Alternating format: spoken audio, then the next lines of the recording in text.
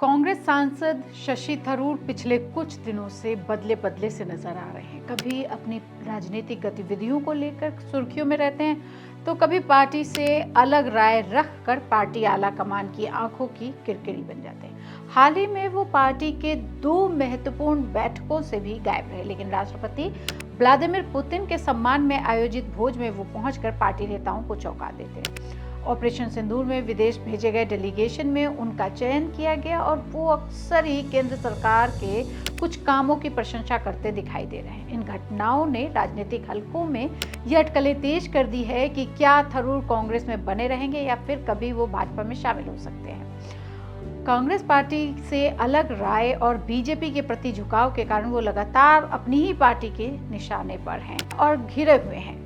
Party के कई नेता उनसे नाराज हैं। कुछ लोगों को लगता है कि वे बीजेपी में शामिल हो सकते हैं, लेकिन कांग्रेस पार्टी उन्हें निकालना नहीं चाहती क्योंकि वो एक लोकप्रिय नेता है। कांग्रेस पार्टी के लिए शशि थरूर एक पहेली बने हुए हैं। राहुल गांधी भी उन्हें समझ नहीं पा रहे हैं। थरूर कभी कांग्रेस पार्टी के चहेते हुआ करते थे, लेकिन आज वे पार्टी के लिए मुश्किल बन रहे हैं। अक्सर पार्टी लाइन से अलग राय रखते हैं। थरूर कई मौकों पर खुलकर पीएम मोदी की तारीफ करते हुए दिखाई दिए, इसलिए पार्टी के कई लोग उनसे नाराज हैं। पुतिन में के डिनर में स्पेशल इनवाइटरी हो या फिर ऑपरेशन सिंदूर के लिए स्पेशल डेलीगेशन को लीड करने की बात हो, बीजेपी की मोदी की पहली पसंद थरूर है। थरूर भी इसका मान रखते हैं। यही वजह है कि थरूर अक्सर विवादों में रहते हैं। थरूर को 2006 में मनमोहन सिंह की सरकार ने संयुक्त राष्ट्र महासचिव के पद के लिए नामित किया था, लेकिन वे चुनाव हार गए। इसके बाद उन्हें कांग्रेस ने पार्टी में शामिल कर लिया। 2009 में उन्हें तिरुवनंतपुरम से लोकसभा का चुनाव लड़ने का मौका दिया गया। कुछ स्थानीय नेताओं ने इसका विरोध तो किया, लेकिन वे बाहरी मानते थे, लेकिन थरूर चुनाव जीत गए। इस तरह उन्होंने राजनीति में अपना करियर शुरू कर दिया। थरूर दूसरे नेताओं से अलग दिखते हैं। उनका व्यवहार और बोलने का तरीका भी अलग है। कुछ लोगों को लगता है कि वे बहुत पश्चिमी हैं। उनका निजी जीवन भी कुछ लोगों को पसंद नहीं आता, लेकिन कुछ लोग कूल मानते हैं क्योंकि वे दूसरे नेताओं की तरह हैं। कुछ कार्यकर्ताओं को यह पसंद नहीं है कि उन्हें पार्टी में इतनी जल्दी आगे बढ़ाया गया। एक कांग्रेसी नेता ने कहा कि थरूर हमेशा और ज्यादा मांगते रहते हैं। वे पार्टी लाइंस का उल्लंघन करते रहते हैं, लेकिन पार्टी उन्हें कुछ नहीं कहती। सवाल है कि थरूर आखिर चाहते क्या है। थरूर 59 साल के हैं।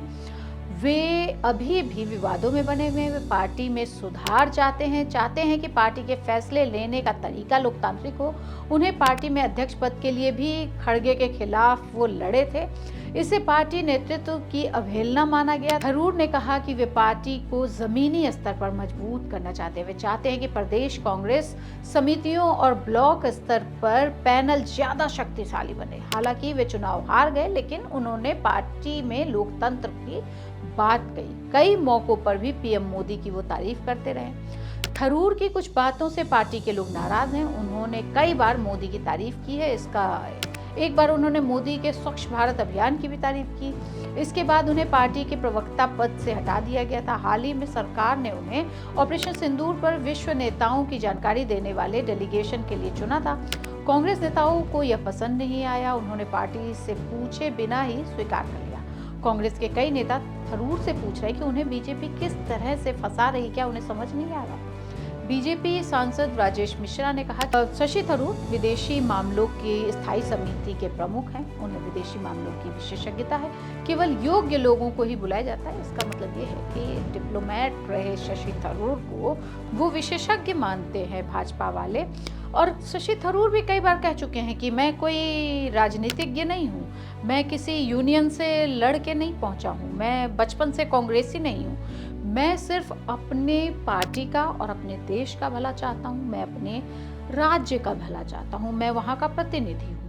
वो हर किसी के मन में होता है। तभी वो खड़गे साहब के खिलाफ, मल्लिकार्जुन खड़गे साहब के खिलाफ भी खड़े हुए थे। और केरल में वो सीएम बनना चाहते हैं। इसमें कोई बुराई भी नहीं है कि वो अच्छे लेखक हैं, अच्छे प्रवक्ता हैं, लोग उनको पसंद करते हैं, यूएन में डिप्लोमेट रहे हैं। तो इस तरह से उनमें वो चीज़ है जो मोदी जी पसंद करते हैं, लेकिन कांग्रेस उनको आगे नहीं बढ़ा रही है। तो यही सारी वजहें हैं जिसकी वजह से कांग्रेस उनको पसंद नहीं कर रही। लेकिन राहुल गांधी की वो दोस्ती रही है और राहुल गांधी उनको बहुत पसंद करते हैं। देखते हैं आगे आगे होता है क्या।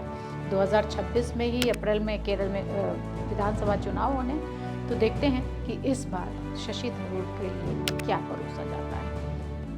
ऐसी ही और खबरों के लिए और रिपोर्ट के लिए देखते रहिए द टाइमलाइन। और टाइमलाइन में आपको क्या देखना है, आप किस विषय पे जानना चाहते हैं, ये ज़रूर हमें कमेंट बॉक्स में आके बताएं, हम उसका जवाब देंगे और आपके लिए स्टोरी बनाएंगे। देखते रहिए India.com।